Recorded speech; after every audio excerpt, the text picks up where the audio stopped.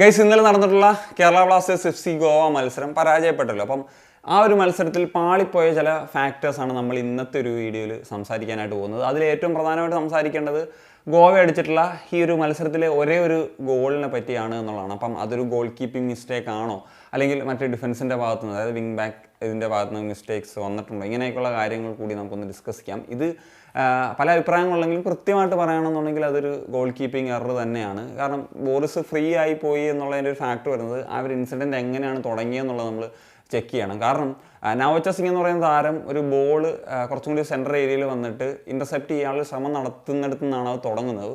അത് ball intercept ചെയ്യാൻ പറ്റി, പക്ഷേ അത് നവോച്ചയ്ക്കല്ല കിട്ടിയത്, നേരെ സൈൽ ടവറേക്കാണ്. സൈൽ ടവർ ഒരു ഫസ്റ്റ് ടൈം പാസ്സാണ് ബോറിസിന് കൊടുക്കുന്നത്. ഈ സമയത്ത് നവോച്ചയുടെ പൊസിഷൻ എന്ന് പറഞ്ഞു കഴിഞ്ഞാൽ ആ ഒരു പറഞ്ഞിട്ട് സെൻട്രൽ ഏരിയയിലാണ്. അപ്പോൾ അതുകൊണ്ടാണ് ഫ്രീ ആയത്. പിന്നെ നോവ നമുക്കറിയാം അങ്ങനെ ട്രാക്ക് ബാക്ക് ചെയ്യുന്നൊരു പ്ലെയർ അല്ല. പിന്നെ നോവ അടുത്തൊരു പാസിന് വേണ്ടിയിട്ട് ലക്ഷ്യം വെച്ച്, കാരണം നവോച്ച ട്രൈ നടത്താൻ പോകുന്നതുകൊണ്ട് തന്നെ ആ ഒരു നെക്സ്റ്റ് പാസിന് വേണ്ടിയിട്ട് തന്നെ ഒരു ആൻറ്റിസിപ്പേറ്റ് ചെയ്ത് നിൽക്കുന്ന സാഹചര്യമാണ് ഉണ്ടാകുന്നത്. സോ അങ്ങനെയാണ് ആ ക്വിക്ക് പാസ് ഉണ്ടാകുന്നത്. സോ ബോറിസ് ഈ റൺ നടന്ന സമയത്ത് ഡിഫൻസൊക്കെ ഏറെക്കുറെ സെറ്റായിരുന്നു. കാരണം ഒരു പാസ് കൊടുക്കുന്ന സാഹചര്യമൊക്കെ വന്നു കഴിഞ്ഞാൽ അത് ക്ലിയർ ചെയ്യാനുള്ള ചാൻസസ് ഒക്കെ തന്നെ ആ ഒരു പൊസിഷനിങ് നിങ്ങൾ നോക്കിക്കഴിഞ്ഞാൽ ഹൈ ആയിരുന്നു. അവിടെ ഗോൾ കീപ്പറുടെ ഭാഗത്തു നിന്നുള്ള ഒരു പൊസിഷനിങ്ങിൽ ചെറിയൊരു ഇത് ഉണ്ടായിട്ടുണ്ട്. പക്ഷേ എന്നിരുന്നാൽ കൂടിയും ആ ഒരു ഷോട്ട് എടുക്കുന്ന സമയത്ത് അത് സേവ് ചെയ്യാനുള്ള ചാൻസസ് തന്നെയായിരുന്നു ഹൈ. പക്ഷേ അത് കൈകളിൽ തട്ടി ആഫ്രിക്കൻ്റെ ഒരു ഇഷ്യൂ വന്നിട്ടുണ്ട്.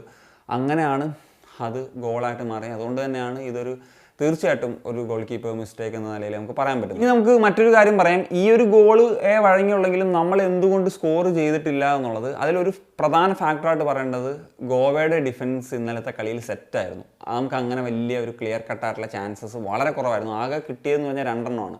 ഒന്ന് കളിയുടെ ആദ്യത്തെ മിനിറ്റിൽ രാഹുൽ കൊടുത്തിട്ടുള്ള ഒരു പാസ് നോവയ്ക്ക് കിട്ടിയത്, പക്ഷേ അത് നോവ അടിച്ച് പുറത്തേക്ക് കളയുന്നൊരു സാഹചര്യമാണ് ഉണ്ടായത്. പിന്നെ നമ്മളെല്ലാവരും ഡിസ്കസ് ചെയ്തതാണ് അവസാനത്തെ മിനിറ്റിൽ സന്ദീപിന് കിട്ടിയുള്ളൊരു ചാൻസ്. അത് ലൂണയെ ലക്ഷ്യമാക്കി വരുന്നു. ലൂണ ഫസ്റ്റ് ടൈമാണ് തൻ്റെ തല കൊണ്ട് മറിച്ച് സന്ദീപിന് കൊടുക്കുന്നത്. ആ സമയത്ത് ഗോവയുടെ ഡിഫൻസൊക്കെ കംപ്ലീറ്റ്ലി ബീറ്റായി പോയി.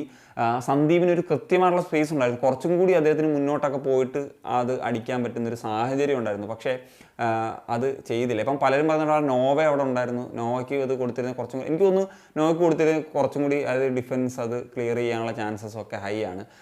സോ ഇതിൽ സന്ദീപ് സെക്കൻഡ് പോസ്റ്റിലേക്കായിരുന്നു ആ ഒരു ഷോട്ട് കൃത്യമായിട്ട് ട്രൈ ചെയ്യേണ്ടത്. ഇൻ കേസ് അത് ഗോൾ കീപ്പറുടെ കൈകളിൽ തട്ടിയാൽ പോലും അടുത്ത് അവിടെ ഇപ്പം നോവയും പെപ്പറയൊക്കെ സന്നിധരായിട്ട് നിൽക്കുന്നു. അപ്പം അത് സെക്കൻഡ് ബോൾ വിൻ ചെയ്തിട്ട് അടിക്കാനുള്ള സാഹചര്യം ഉണ്ടായിരുന്നു. ഇത് ഫസ്റ്റ് പോസ്റ്റിലോട്ട് പോലും ഒരു സൈഡ് നെറ്റ് പോലും അല്ല, എങ്ങോട്ടാണ് പോയത്. നമുക്കത് നമുക്ക് കാണുമ്പോൾ തോന്നുന്നത് അത് ഒരു ലക്ഷ്യം വെച്ച് തന്നെ അടിച്ചാണോ എന്നുള്ള ഒരു തോന്നൽ പോലും ഉണ്ടാകുന്നൊരു അടിയായിരുന്നു സന്ദീപിൻ്റെ ഭാഗത്ത് നിന്ന് സംഭവിച്ചത് എന്നുള്ളതാണ്. പിന്നെ നോക്കുകയാണെന്നുണ്ടെങ്കിൽ സബ്സ്റ്റിറ്റ്യൂഷൻസ് സത്യം പറഞ്ഞാൽ പാളിയിട്ടുണ്ട് ഈ മത്സരത്തിൽ. സാധാരണഗതിയിൽ നമ്മൾ കോച്ചിൻ്റെ സബ്സ്റ്റിറ്റ്യൂഷൻസിനെ എപ്പോഴും പ്രൈസ് ചെയ്യാറുള്ളതാണ്. പക്ഷേ ഈ ഒരു മാച്ചിൽ എൻ്റെ ഒരു അഭിപ്രായത്തിൽ ഹെസൂസിന് പകരം നോയായിരുന്നു ചേഞ്ച് ചെയ്തത്. കാരണം നോയ ഈ ഒരു മാച്ചിൽ തീർച്ചയായിട്ടും ഒരു ഓഫ് കളറായിട്ട് നിൽക്കുന്നൊരു സാഹചര്യമായിരുന്നു ഉണ്ടായിരുന്നത്.